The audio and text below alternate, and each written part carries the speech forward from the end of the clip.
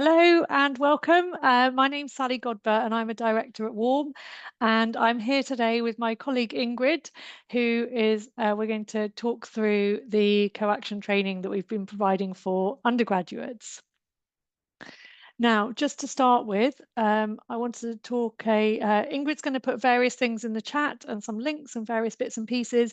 It would be lovely to hear where you guys are from, and so please add in anything you want to in there to introduce yourself, and also if there's any specific questions. The first half of this session we're going to use to describe the course and the changes we've made and the things that we want to do coming up. And then the second half we're going to use to have a look at some questions and try and help you and support you in implementing this course and embedding it within the undergraduate syllabus. So let's get started. Get my mouse into the right place. There we go.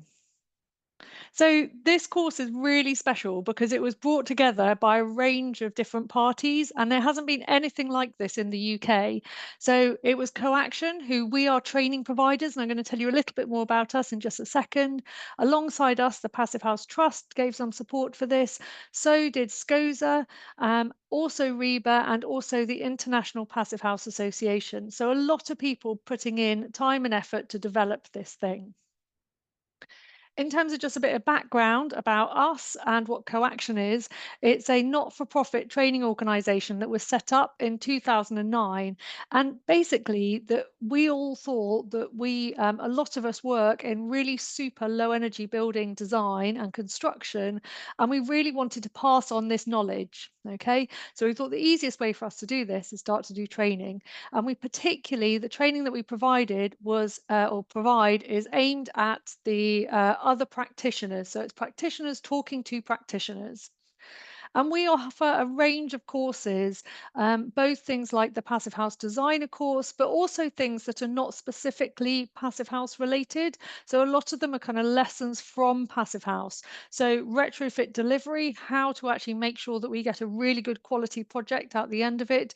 We have practical sessions up in Glasgow, and also the bite size, which is about building design, low energy design, and for tradespeople or rather contractors, we have some courses as well going to them, and we're kind of expanding the suite of courses for contractors at the moment. Now, taking a step back and starting to understand what the problems were and what was it that actually drove us to kind of want to do this.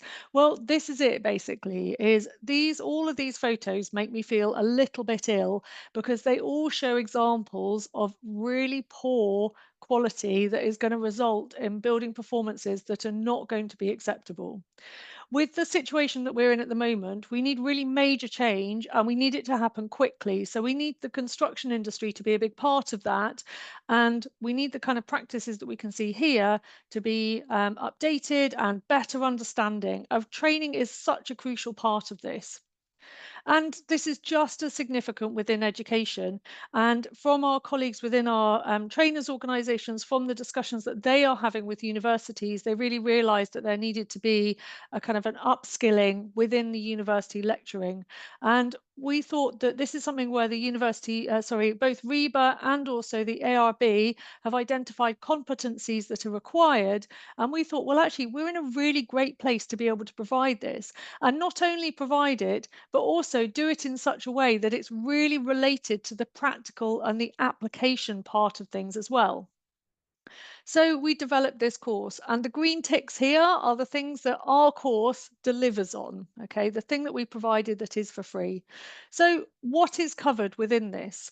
First of all, there's an introduction to the course and the greater kind of scope and what we need to be doing as designers and why we need to be doing it and what we should be aiming for and what we can do if we can't aim for that thing, all of that stuff wrapped up in an introduction. Then we get into the meat of what we can actually do and giving the students really practical advice. First of all, what they can do in terms of their basic architecture design, and particularly this is related to early stage design. So it's things that are very much applicable. A lot of it is very, very simple, but has really significant impacts. Then looking at construction and understanding that link between design and good build quality and how we can design for things that are going to be able to be built well. Within that, there's also further information on low energy principles such as kind of air tightness design and various bits and pieces. And then, absolutely essential for architects is an understanding of building services, particularly related to low energy. So, what is it that we should be asking for from our building services to ensure that the whole building performs? That integral part of these two things, the architecture and the services working together, is absolutely essential. Now, you may be looking at this and thinking there's no retrofit, or maybe you're looking at this and going like, oh, well, actually, we work outside of the UK, and a lot of our students are from there. Well, there are various limitations that we have that are part of this course because it is only a short course.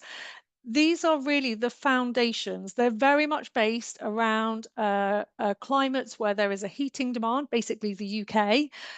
Some of it is applicable to other parts of Europe or kind of other places where heating demand is really the driver. But the principles and the basic understanding that they will get from this will be applied in other places. In terms of retrofit, there is a couple of references to it, but it's not specifically covered. However, the approach that is identified within the course is absolutely key for them to be able to take forward. And when they start looking at those retrofit projects, really making the best of it. So the course itself, we launched last year and it is free to access for REBA accredited universities. I'm going to talk through how you can access the course in a minute. So far, we've had engagement from 30 universities and over 300 students. But we're really aware that this is just the tip of the iceberg and we need much more engagement. Obviously, if some universities are delivering this in another way, that's absolutely fantastic. But we need to make sure that our students are accessing this kind of material in some way. And that's really what we want to be doing today and want some help with to understand. So I'm going to now introduce to you the whiteboard. So if I just go over to here, oh, I've got the wrong tab open. Let's have a look.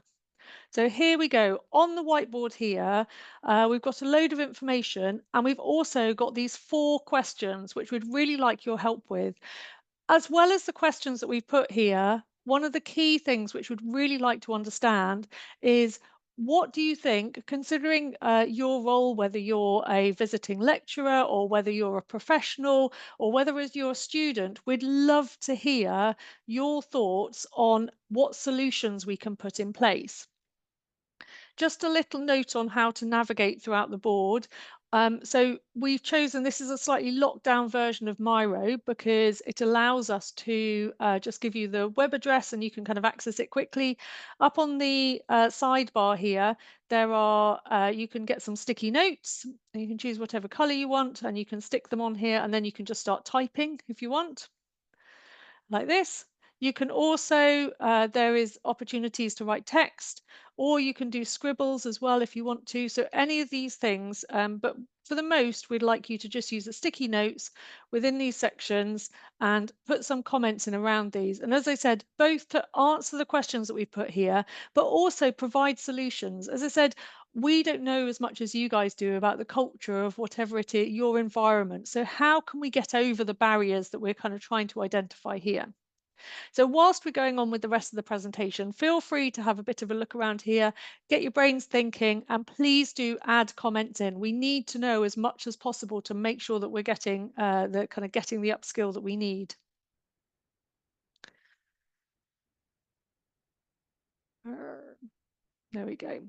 So the course itself, as I said, we have these 4 modules, each of which is somewhere between 1.5 hours and 2 hours worth of work.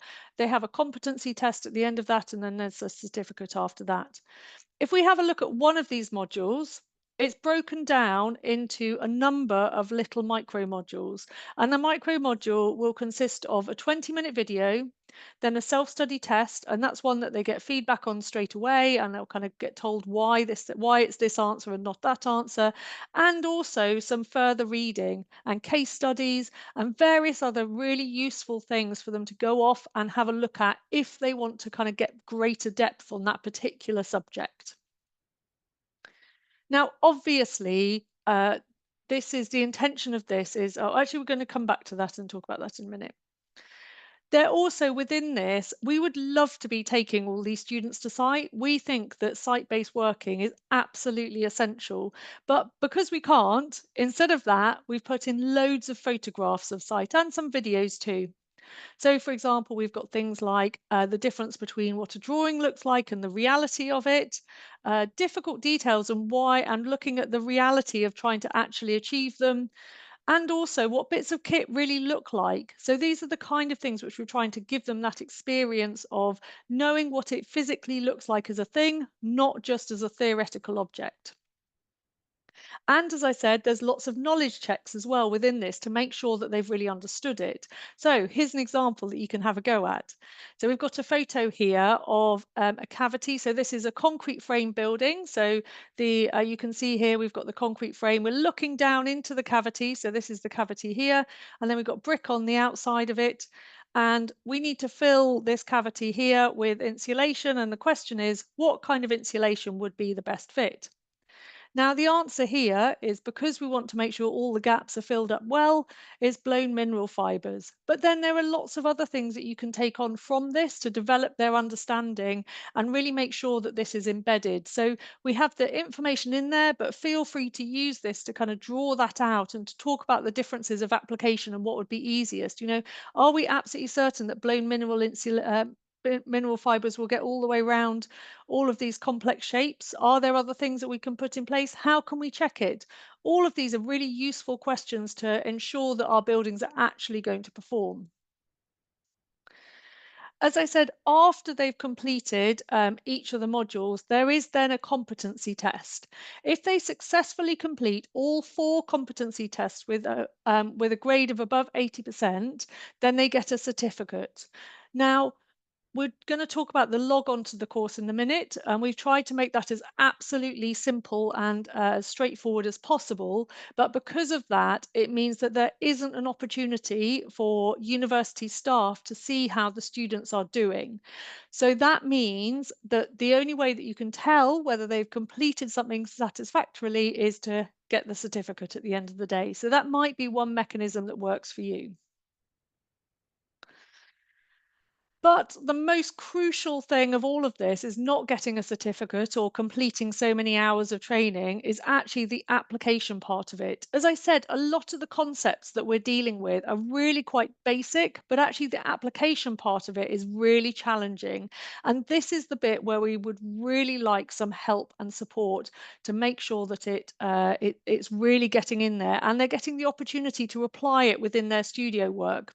So, what would we like you to do? Number one, we'd like you to take some of the principles and discuss it and debate it. As I was saying about filling that cavity, kind of what kind of insulation would make a good solution in that case. This is really crucial stuff that will make a fundamental difference to the performance of that building. Then applying it to the designs. So we're using that, as I said, in the studio work, not just for sustainable things, but kind of taking it across the board for all of the projects that they're looking at, ideally. And using, I'm going to talk about the design note in a minute, but we've got some support information, which is really helpful, both in terms of assessing the performance of students' work, but also for them to be able to make sure they are applying it well. And lastly, there is this huge network of practitioners that are Passive House Trust members across the UK, many of which who are already engaged with university work anyway, who have brilliant projects that you can go and see that are really kind of great low energy design things, and also are able to come in and talk about their work and really enthuse your students. So use them as well. Oh, also, they can provide support technically as well. So if there are particular areas where you have less experience, it may be that they can come in and provide some of that technical understanding.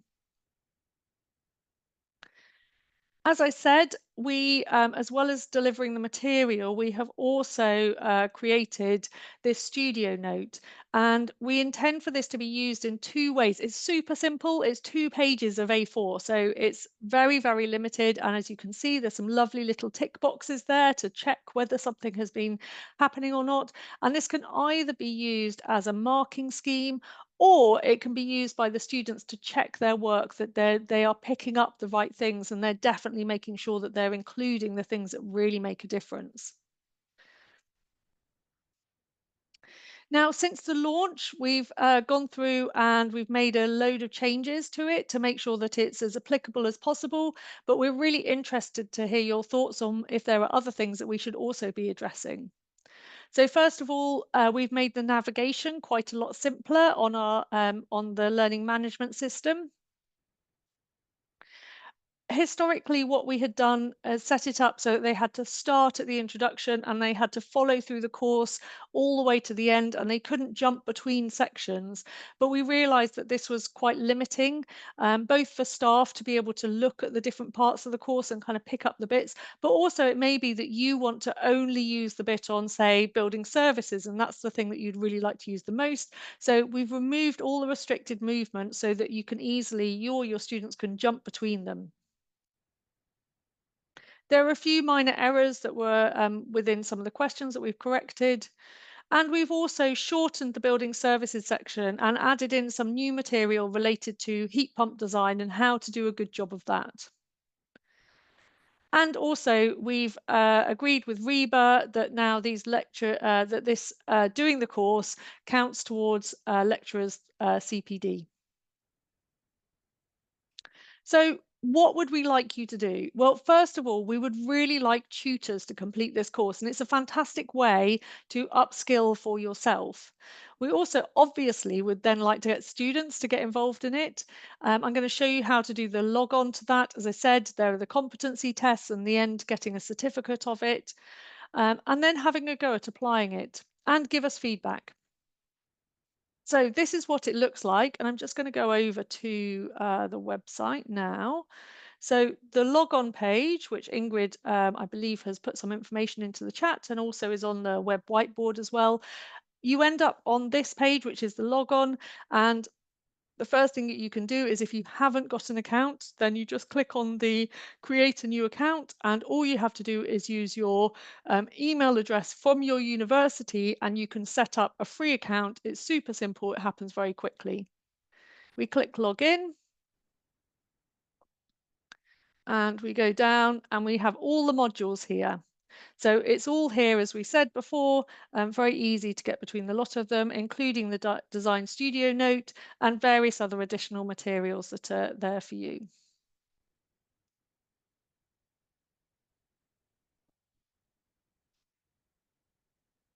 In addition to the training that we've got, which is the free training, there's also other support that we can provide to universities, which can really help to both embed the understanding and give it more context and more rounding.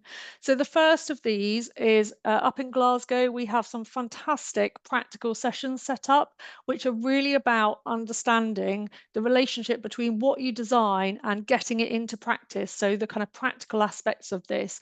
And we've got these brilliant one-to-one models of various different types of construction to really get their understanding, as well as doing various familiarization exercises with various kind of low energy building bits and pieces. In addition to that, we can run design workshops where we have real buildings, which we tend to do using Miro or another kind of web-based, or we can do in person, where we go through and look at how we would apply it and what changes we might want to make to the building to make it perform a little bit better. In addition to this, the course that we've created for the undergraduates is actually the foundation for the Certified Passive House Designer course. We currently deliver this to Bath University, but over the next years, we're intending to roll this out to much more significantly to other universities throughout the UK. If you're interested in this, we've got some great examples of how it can be applied and integrated at different levels of throughout the university. So please do get in touch with us about that. So